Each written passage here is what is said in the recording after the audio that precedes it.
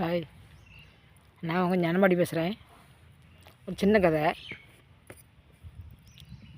அதாவது நம்ம பெண்கள்னாலே ஒரு இடத்துக்கு போகிறோம், 10 பேரோட சேர்ந்து போகிறோம்னா அவளை விட நம்ம நல்லா இருக்கணும், நம்ம அழகாக தெரியணும் அப்படின்னு தான் எல்லாருக்குமே ஒரு நினப்பு இருக்கும். இந்த கதையை கேளுங்க. எந்த இடத்துக்கு போனால் எப்படி போனால் அதுக்கு மரியாதை இருக்குங்கிறத இப்போ சொல்கிறேன். அந்த ஊரில் வந்து 2 பேர் இருந்தாங்க. அதாவது மச்சான் பொண்டாட்டியும் குழந்தை பொண்டாட்டியும் 2 பேர் இருந்தாங்க. 2 பேரும் வந்து எந்த விசேஷம் வந்தாலுமே குரூப் சேரீ எடுப்பாங்க. குரூப் சேரீன்னு சொல்லுவோம்ல, இப்போ அந்த குரூப் சேரீக்கு தான் அந்த கதை. குரூப் சேரீ எடுப்பாங்க. குரூப் சேரீ எடுத்து சின்ன சின்ன ஃபங்க்ஷன்னாலும் சரி, பெரிய ஃபங்க்ஷன்னாலும் சரி, நல்ல வசதி உள்ள பிள்ளைகள் எடுத்து கட்டிக்கிட்டு எல்லோரையும் விட நம்ம நல்லா இருக்கணும் அப்படின்னு நினச்சி தான் பண்ணுவாங்க. இப்படி தான் அந்த ஊரில் ஒரு கல்யாண வீடு இருந்துச்சு. அந்த கல்யாண வீட்டுக்கும் நம்ம சேரீ எடுக்கணும், எடுத்து 2 பேரும் கட்டிக்கிட்டு ஒன்றா போகணும் அப்படின்னு சொல்லி நினைப்பாவ. ஆளுக்கு 10,000 ரூபாய்க்கு பட்டு எடுக்கணும் அப்படின்னு சொல்லி புருஷங்கிட்ட சண்டை போட்டு, இப்போ எனக்கு 10,000 ரூபாய்க்கு பட்டு இருந்தால் தான் நான் கல்யாணம் விட்டு போவேன் அப்படின்னு சொல்லி பேசிடுவாங்க. உடனே என்ன செய்யன்ட்டு அவங்களும் எடுத்து கொடுத்துருவான். எடுத்து கொடுத்தா இவ ஒத்துக்கிட்டு கல்யாணம் வீடு வந்துடும்.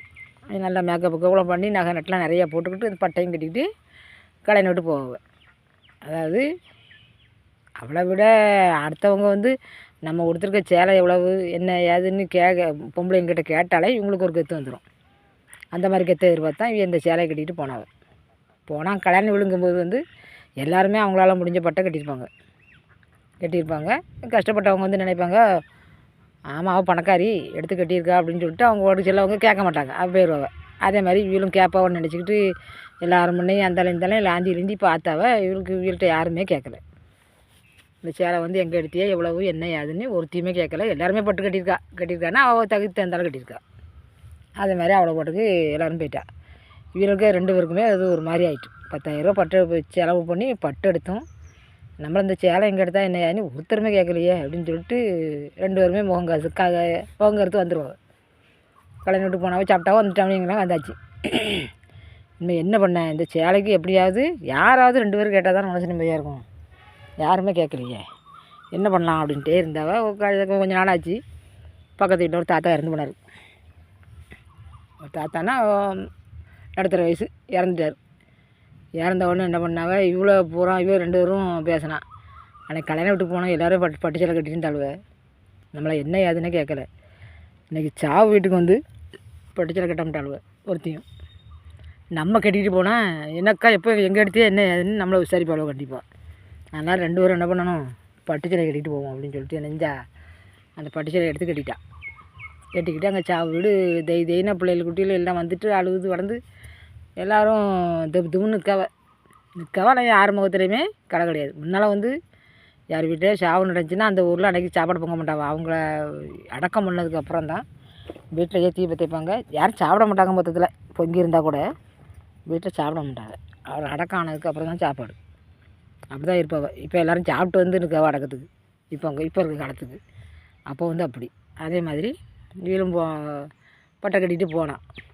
உள்ளே போனால் ரோட்டில் போகும்போது அவ்வளோ பேருமே அந்தந்த சேலையோடு அப்படி அப்படியே பழைய சேலையை தலை இழுக்காமல் அப்படியே தான் நிற்காளுவ எல்லாருமே. 2 பேரும் பட்டு கட்டி போகிறவ.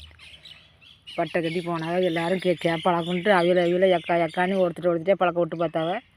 எல்லாருமே ஆனே இப்போ 4 வார்த்தை பேசினா 2 வார்த்தை பதிச்சு விட்டு அப்படியே எல்லோரும் அமைதியாக நின்னாங்க.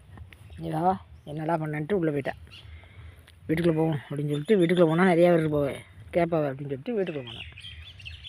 அங்கே என்ன பண்ணிட்டா, அங்கே போய் நின்றுக்கிட்டு அவளோட பேச்சு கொடுத்தா யாருமே சாவிட்டுக்குள்ள வச்சு யார் கொஞ்சம் குழாவி பேசுவா, ஒருத்தரும் பேசுகிறா. அப்படியே ஆன்ட்டு நின்னாங்க.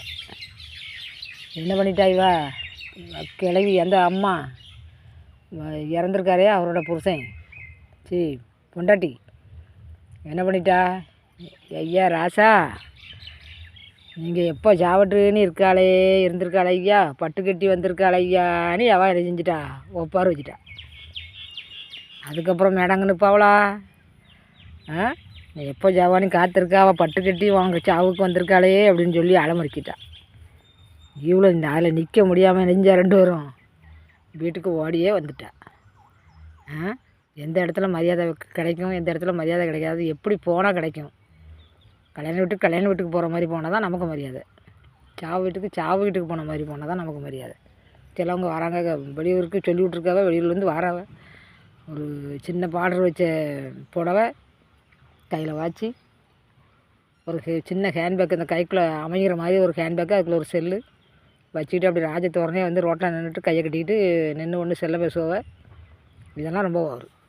சாவு வீட்டுக்கு வந்திருக்கோம். எல்லார் முகத்துலையுமே சாவு வீடு அவன் வயசாகி செத்தாரோ சுருக்க வயசில் செத்தாரோ அவங்க கஷ்டத்தோடு தான் நிற்பாங்க.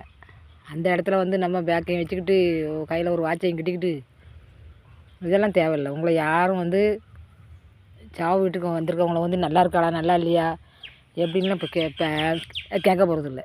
கேட்பாவ ஏம்மா நல்லா இருக்கியா அப்படின்னு சொல்லி 2 வார்த்தை கேட்டுட்டு அப்படியே போயிடுவாங்களோ ஒழிஞ்சு உன்னை கட்டி பிடிச்சி அம்மா எப்படி இருக்கா நல்லா இருக்கியா. அது கல்யாண வீட்டுக்குள்ள நடக்கும். கல்யாண வீட்டுக்கு வந்தாச்சுன்னா நல்லா இருக்கியான்னு கேட்க பக்கம்னு சிரிப்பா ஒன்றை சிரிச்சாக்கில் ஓடி வந்து கட்டி பிடிப்பா. சாவு வீட்டில் வந்து அது நடக்காது. அதனால் எந்த இடத்துக்கு எப்படி போகணுமோ அதுபடி பெண்கள் கொஞ்சம் ஜாக்கிரதையாக இருங்க. நிறைய இடத்துல இந்த மாதிரி நடக்குது. அப்படியெல்லாம் வேண்டாமே. நன்றி மக்களே.